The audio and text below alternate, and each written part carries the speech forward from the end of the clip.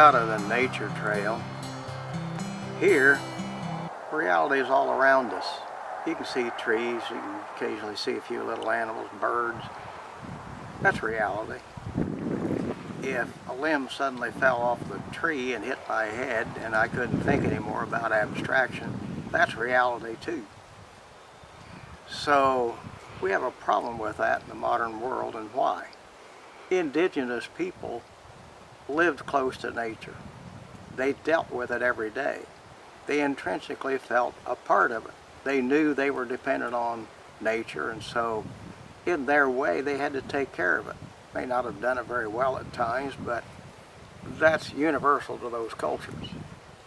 Now today, modern civilization has departed more and more from reality because we don't do what they did. You don't just look and make an inference, that we do sometimes, but all kinds of data, all kinds of images. And if you look at things like Photoshop pictures, you swear, am I seeing an image of something that was real, or is this just something that somebody wants me to see?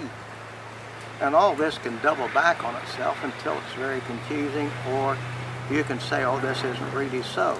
You can look at a bunch of data, you can look at a picture, you can look at graphics and say, is this real, or is this a lie, or is it misleading about reality? And actually going through that and trying to figure out whether it represents reality is a hard, big chunk of science today.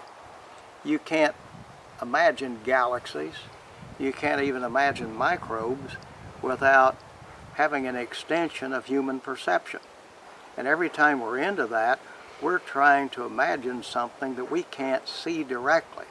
And do we believe that's a fact or not? Well, the problems we have with environmental issues today require us to take more seriously what we can infer from abstractions. If you look at a photograph of, let's say, polar ice disappearing, you say, is that real, or does somebody just fake it? And that's pretty easy to do because there's an awful lot of fakery. And so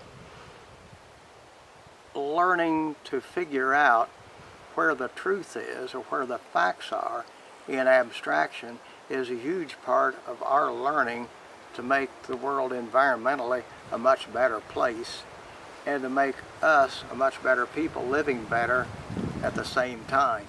We invite you to join one of our learning groups so that together we can figure out how